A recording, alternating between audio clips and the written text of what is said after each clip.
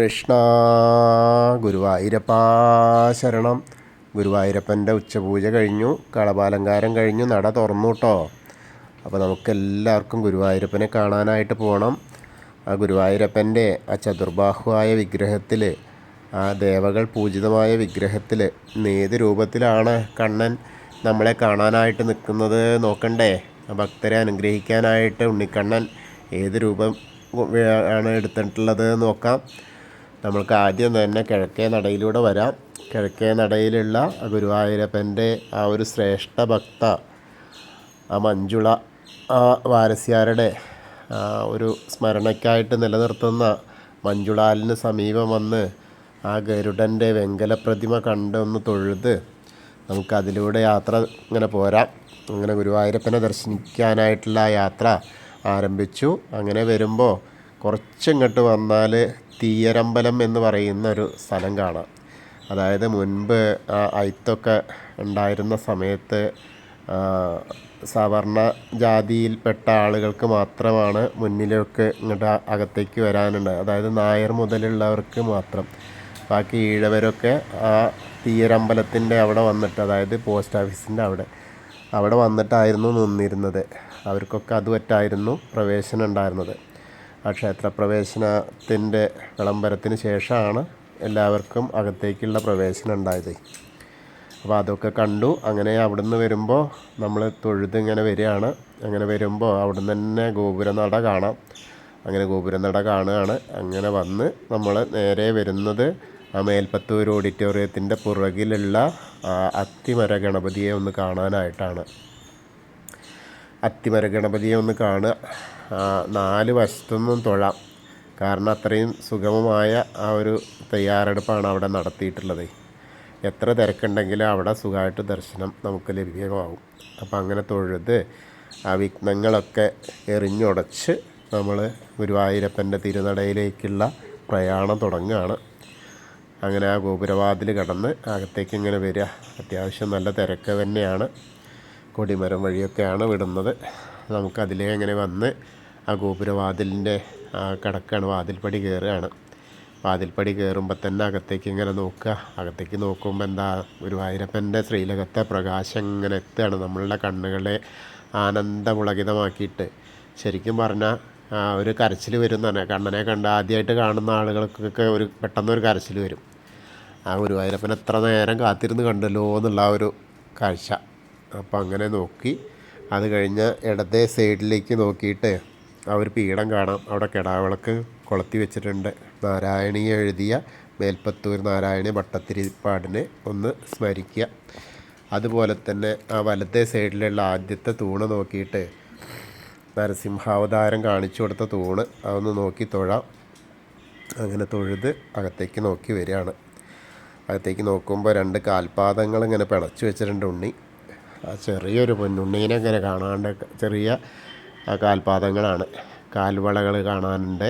അങ്ങനെ പട്ട് കോണകം ഞൊറിഞ്ഞെടുത്ത് ഇങ്ങനെ കാണാനുണ്ട്. അതേപോലെ അരമണി കിങ്ങിണിയൊക്കെ ഇങ്ങനെ ചാർത്തി നല്ലൊരു ചെറിയ പൊന്നുണ്ണിക്കണ്ണ്. ചെറുതാണ്, വലിയ വലിപ്പമൊന്നുമില്ല. ആ കാഴ്ച കാണാൻ നല്ല രസമാണ്. എന്താ പറയുക, അരയും തലയും ഒക്കെ ഒത്താന്ന് പറഞ്ഞ മാതിരി ഒരേപോലത്തെ തടിയുള്ള ഒരു പൊന്നുണ്ണിക്കണ്ണനാണ്. ചെറിയ ഒരു 2 വയസ്സൊക്കെ തോന്നിക്കുള്ളൂ. അത്രയ്ക്കും ചെറുതാണ്. നല്ല രസമായിട്ടുള്ളൊരു കാഴ്ച. അങ്ങനെ മുകളിലേക്ക് നോക്കുമ്പോൾ ഒരു മാങ്ങാമാലയുണ്ട്, ഒരു വളയം പോലത്തെ മാലയുണ്ട്, പിന്നെ കുറച്ച് താന്നിട്ട് ഒരു പതക്കം പോലത്തെ ഒരു മാല. അങ്ങനെ 2-3 മാലകളുണ്ട്. അതേമാതിരി കൈവളകൾ അണിഞ്ഞിട്ടുണ്ട്, തോൾവളകളുണ്ട്, കാതിൽ ചെവിപ്പൂക്കൾ വെച്ചിട്ടുണ്ട്, കിരീടം വെച്ചിട്ടുണ്ട്. കിരീടത്തിൻ്റെ മുകളിലതാ ആ പീലി തിരുമുടി ഇങ്ങനെ കാണുന്നു. ഗോപീതിലകം വെച്ചിട്ടുണ്ട്. അങ്ങനെ നല്ല രസമായിട്ടുള്ള 2 കൈ കൊണ്ടും കൂടി ആ പൊന്നോടക്കുഴൽ, ചെറിയൊരു പൊന്നോടക്കുഴൽ ഇങ്ങനെ വായിക്കാൻ ഉള്ള ഉദ്ദേശത്തിലാണ്. വേണുഗോപാലനാണ്, മുരളീധരനായിട്ടാണ് കേട്ടോ. മുരളി ധരിച്ചിരിക്കുന്ന പൊന്നുണ്ണിയാണ്. ഇന്നത്തെ ചെറിയ പൊന്നുണ്ണിയാണ്. അതാ രസം. കൗതുകം തോന്നുന്നു. അത്രയ്ക്കും കൗതുകം തോന്നും കാണാൻ. നല്ല രസം. ചെറിയ കുഞ്ഞി കണ്ണിൽ ആ തിളക്കം അങ്ങനെ കാണുന്നു നമുക്ക്. അത്രയ്ക്കും മനോഹരമായിട്ടുള്ളൊരു തിളക്കാണ്. അങ്ങനെ നോക്കുമ്പോൾ പീലി തിരുമുടി 2 തിരുമുടി മാലകളാണ്. തുളസിപ്പൂവുണ്ട്, വെളുത്ത പൂവുണ്ട്. അതേപോലെ തെച്ചിയും തുളസിയും വെളുത്ത പൂവായിട്ടുള്ളത്. അതിൻ്റെ മുകളിലൊരു നല്ല വലിയൊരു താമരമാലയും ചാർത്തിയിട്ടുണ്ട്. അതേപോലെ ഉണ്ടമാലകൾ 2 ഉണ്ട്. വെളുത്ത പൂവും തുളസിയായിട്ടുള്ളത് ഒരെണ്ണം, വെളുത്ത പൂവും താമരയും തെച്ചിയായിട്ടുള്ള ഒരെണ്ണം. അങ്ങനെ 2 ഉണ്ടമാലകളും 3 തിരുമുടിമാലയൊക്കെ ഇട്ടാണ് ഇന്നത്തെ അലങ്കാര രൂപം. അതായത് ആ വലിയ വിഗ്രഹത്തിൽ ചെറിയൊരു ഉണ്ണിക്കണ്ണനേ ഉള്ളൂ എന്നർത്ഥം. എന്നാലും ബാക്കി പൂക്കള കൊണ്ട് ഇങ്ങോട്ട് നിറഞ്ഞ കാരണം വിഗ്രഹം മുഴുവൻ ഉണ്ടെന്ന് തോന്നും. എന്തായാലും നല്ല രസമായിട്ടുള്ളൊരു അലങ്കാരമാണ്. അപ്പോൾ എല്ലാവരെയും കണ്ട് എന്താ പറയുക, തൻ്റെ ആ മായാഗാനത്തിൽ അങ്ങനെ ഉൾപ്പെടുത്തിയിട്ട് എല്ലാവരും വിഷമങ്ങളൊക്കെ തന്നിലേക്ക് ആവാഹിച്ചു കൊണ്ട് നിൽക്കുന്ന ആ പൊന്നുണ്ണിക്കണ്ണനാണ്. എന്ത് വിഷമമുണ്ടോ അതൊക്കെ അവിടെ പറഞ്ഞാൽ അതെല്ലാം അവിടെ ആ ഗുരുവായൂരപ്പൻ്റെ ആ ഉണ്ണിക്കണ്ണൻ്റെ സവിധത്തിൽ ഉണർത്തിയാൽ മതി. അതെല്ലാത്തിനും തീർപ്പ് അവിടെ ഉണ്ടാവും. ആ മായക്കണ്ണൻ അതെല്ലാം മാറ്റി തരും. അതാണ്. അപ്പോൾ എല്ലാവരും ആ ഗുരുവായൂരപ്പൻ്റെ ശ്രീലകത്തേക്ക് നോക്കി ആ സോപാനപ്പടിയിൽ നിന്ന് പ്രാർത്ഥിച്ചോളൂ. ഇപ്പം നമ്മളെല്ലാവരും ആ സോപാനപ്പടിയിലാണ്. അങ്ങനെ തൊഴുത് നന്നായിട്ട് കണ്ട് തൊഴുതോളൂ കേട്ടോ. അങ്ങനെ തൊഴുത് നമ്മൾ ഇറങ്ങുമ്പോൾ ആ അഗ്നികോണിലേക്ക് രാവിലെ ബലി തൂവുന്ന അഗ്നികോണിലേക്ക് ഒന്ന് നോക്കി തൊഴുതു. പിന്നെ ഭഗവാന്റെ തിടപ്പള്ളി, ഭഗവാന് നേദ്യം തയ്യാറാക്കുന്ന തിടപ്പള്ളി, അതേപോലെ രാവിലത്തെ ഗണപതി ഹോമം നടത്തുന്ന തിടപ്പള്ളിയൊക്കെ ഏറ്റവും പ്രാധാന്യം അർഹിക്കുന്ന തിടപ്പള്ളി നോക്കിയിട്ടൊന്ന് തൊഴുതു. സപ്തമാതാക്കളെ കണ്ട് തൊഴുതു. സപ്തമാതാക്കളെയൊക്കെ കണ്ട് തൊഴുത് നമ്മളിങ്ങനെ വരുമ്പോൾ ചുമരിലേക്ക് നോക്കിയിട്ട് ആലിലക്കണ്ണനെ ഒന്ന് നോക്കി തൊഴാം. പിന്നെ ഗണപതിയുടെ അവിടെ വരിക. ഗണപതിയുടെ അവിടെ വന്നിട്ട് ഗണേശനെ കണ്ട് തൊഴുക. അവിടെയും നല്ല രസമായിട്ട് അലങ്കാരം, തുമ്പിക്കൈയും കൊമ്പൊക്കെ ഇങ്ങനെ ചന്ദനം കൊണ്ട് കളഭം കൊണ്ടൊക്കെ ചാർത്തിയിട്ടുണ്ട്. നല്ല രസമായിട്ടാണ് കിരീടമൊക്കെ വെച്ചിട്ടുണ്ട്. അപ്പോൾ എല്ലാവരും കണ്ട് തൊഴുതോളൂ. ഏകദന്തം മഹാകായം തപ്തകാഞ്ചന സന്നിഭം ലംബോദരം വിശാലാക്ഷം വന്ദേഹം ഗണനായകം. സരസ്വതീ നമസ്തുഭ്യം വരദേ കാമരൂപിണി വിദ്യാരംഭം കരിഷ്യാമി സിദ്ധിർഭവതു മേ സദാ. സരസ്വതീദേവീനെയും കണ്ട് തൊഴുതു. അങ്ങനെ നമ്മൾ വരുമ്പോൾ ആ കോർണറിലെത്തിയാൽ ആ ചെറിയ ഗണപതിനെ ഒന്നും കൂടി തൊട്ട് തലോടാം. കാരണം ഉള്ളിലുള്ള ഗണപതിനെ നമുക്ക് തൊടാൻ പറ്റില്ലല്ലോ. അപ്പോൾ ഈ പുറത്തുള്ള ഭഗവത് ചൈതന്യമുള്ള ഗണപതിനെ തൊഴാം. അതേപോലെ മത്സ്യം, കൂർമ്മ, വരാഹം, നരസിംഹ വരെയുള്ള രൂപങ്ങളൊക്കെ കണ്ട് തൊഴാം. പിന്നെ അങ്ങനെ വരുമ്പോൾ മേൽശാന്തിയുടെ അവിടുന്ന്, മേൽശാന്തി തന്നെയാണ് ഇരിക്കുന്നത്, മേൽശാന്തി കവപ്രമാരാത്ത അച്യുതൻ നമ്പൂതിരിപ്പാടാണ്. അദ്ദേഹത്തിൻ്റെ കയ്യിൽ നിന്ന് പ്രസാദമൊക്കെ വാങ്ങാം, അർച്ചന പ്രസാദമൊക്കെ വാങ്ങാം. അതൊക്കെ വാങ്ങി തൊഴുത് അങ്ങനെ വാമന രൂപം കാണാം. പിന്നെ ഗജേന്ദ്ര മോക്ഷത്തിൻ്റെ ആ രൂപം കാണാം. പിന്നെ മഹാവിഷ്ണു, ഗരുഡാരൂഢനായിരിക്കുന്ന മഹാവിഷ്ണുവിനെ കണ്ട് തൊഴാം. അങ്ങനെ അതും തൊഴുത് നമ്മൾ നേരെ അനന്തശായിയായ അനന്തപത്മനാഭൻ്റെ അടുത്ത് വരിക. തിരുമുമ്പിലെത്തിയിട്ടൊന്ന് തൊഴുക. വളരെ മനോഹരമായിട്ട് ആ പൂക്കളാൽ അലങ്കരിക്കപ്പെട്ടിട്ടുണ്ട്. വലിയ താമരമാല ചാർത്തിയിട്ടുണ്ടെന്ന്. അതേപോലെ മുകളിൽ നിറയെ അലങ്കാരമായിട്ട് നല്ല തുളസി പൂക്കൾ കൊണ്ട് ഇങ്ങനെ അലങ്കരിച്ചിട്ടുണ്ട്. ലക്ഷ്മി വിളക്കിൽ നിറയെ നെയ്യ് ഒഴിച്ചിട്ട് നന്നായിട്ട് പ്രകാശിക്കുന്നുമുണ്ട്. നല്ല രസമായിട്ടുള്ളത്. ഇന്നിപ്പോൾ ചെറിയ ചെറിയ മഴകളൊക്കെ ഇടയ്ക്ക് ഉണ്ടാവും. എന്നാലും അപ്പോൾ അതുകൊണ്ട് തണുപ്പ് എന്ന് പറയാനില്ല, കുറച്ചൊക്കെ ഒരു നല്ലൊരു അന്തരീക്ഷമാണ്. അങ്ങനെ അവിടെ തൊഴുതു. അത് കഴിഞ്ഞാൽ നമ്മൾ നേരെ ഭഗവാന്റെ ശ്രീലകത്തിൻ്റെ പിൻപുറത്തൊന്ന് നമ്മൾ നമസ്കരിക്കണം, സാഷ്ടാംഗം നമസ്കരിക്കണം. നമസ്കരിച്ച് എല്ലാ വേദനകളും അവിടെ ഇറക്കി വയ്ക്കുക. എല്ലാ സന്തോഷങ്ങളും സങ്കടങ്ങളും ഒക്കെ അവിടെ ഇറക്കി വെച്ച് നമ്മൾ തിരിച്ച് ഇങ്ങനെ വരുമ്പോൾ ബാക്കിയുള്ള ദശാവതാര രൂപങ്ങളൊക്കെ കണ്ട് തൊഴാം.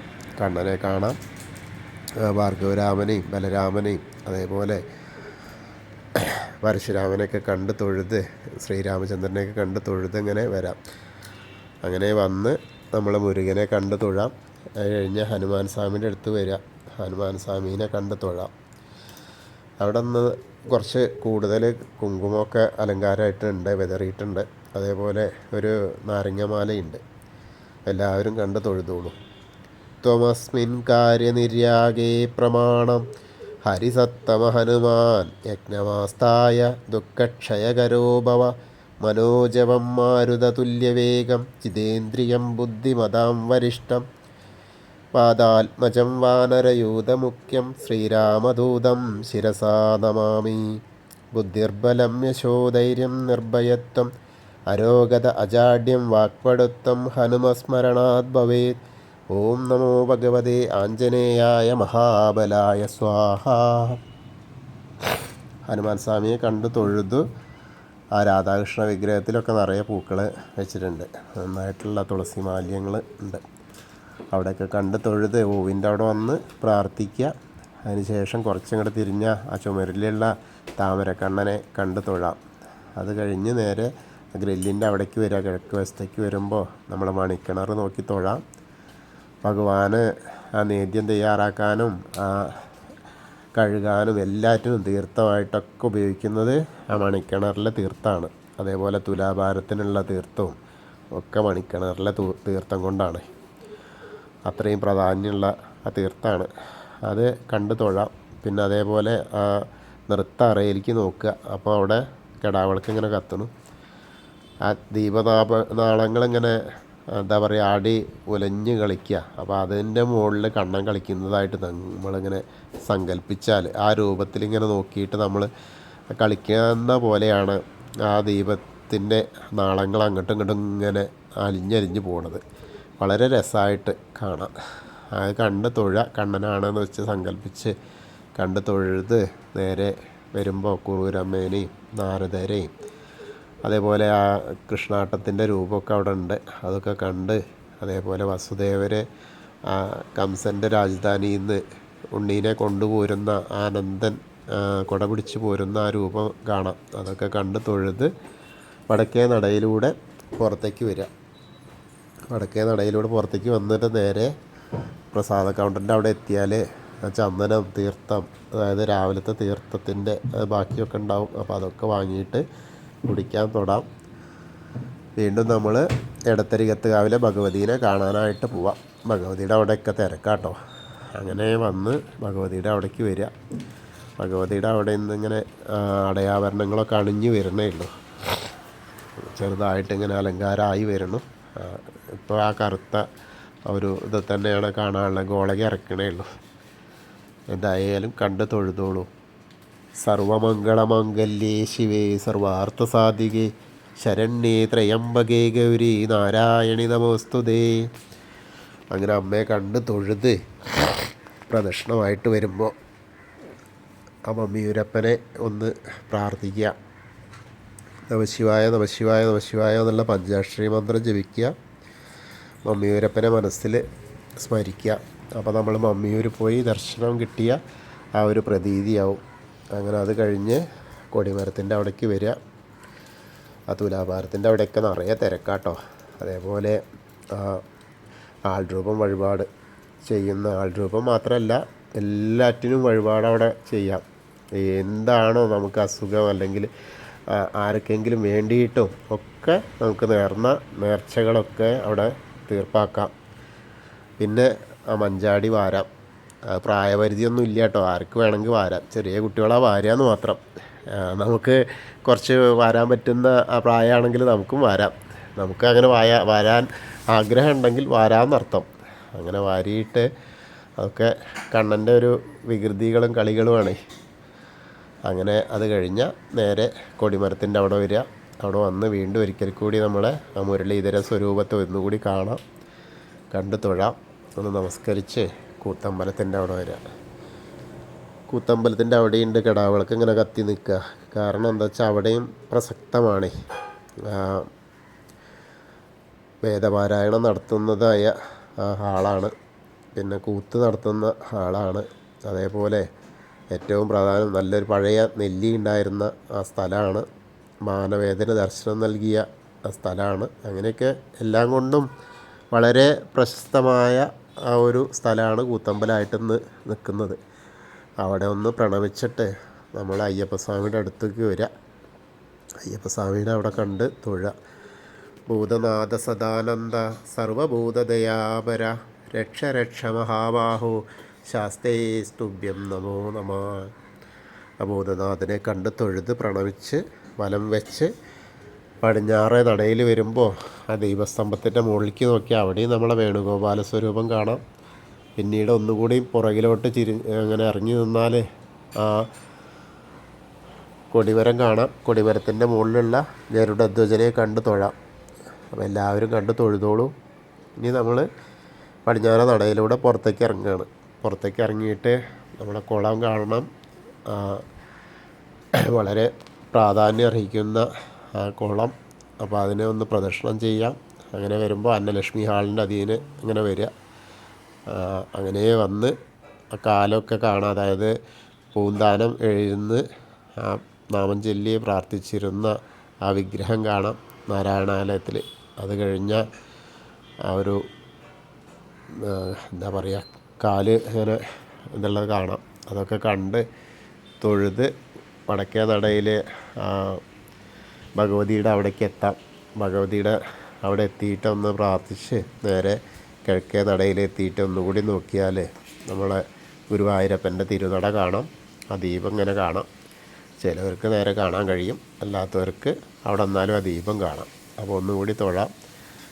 അങ്ങനെ തൊഴുത് നേരെ നമ്മളിങ്ങനെ വരുമ്പോൾ തെക്കേ നടയിലേക്ക് വരിക. തെക്കേ നടയിൽ വന്നാൽ അവിടെ നിന്ന് ദൂരത്തു നിന്ന് തന്നെ കാണാം ആ കൂവളത്തില, തളിരിട്ട കൂവളത്തിലകൾ കാണാം. ആ കൂവളത്തെ മരത്തെ ഒരു മഹാദേവനായിട്ട് സങ്കല്പിച്ച് നമുക്കൊന്ന് പ്രദക്ഷിണം ചെയ്യാം. അപ്പനും അമ്മയും അവിടെ ഉണ്ട് എന്നുള്ള ആ ചൈതന്യത്തെ പ്രണമിക്കുക. അങ്ങനെ ഇന്നത്തെ നമ്മൾ ഉച്ചപൂജയും കളഭാലങ്കാരമൊക്കെ കണ്ടു. എല്ലാവരും എന്നെ ശ്രവിക്കുന്നത് ഏത് സമയത്താണോ ആ സമയത്ത് ഗുരുവായൂരപ്പൻ്റെ നടയിൽ ദർശനം നടത്തുന്ന ആ ഒരു പ്രതീതി നിങ്ങൾക്ക് ഏവർക്കും ലഭ്യമാവും. ആ ഗുരുവായൂരപ്പൻ്റെ അനുഗ്രഹം എല്ലാവർക്കും എത്തട്ടെ. കൃഷ്ണായ വാസുദേവായ ഹരയേ പരമാത്മനെ പ്രണതക്ലേശനാശായ ഗോവിന്ദായ നമോ നമഃ. ഹരേ കൃഷ്ണ. ഗുരുവായൂരപ്പാ ശരണം.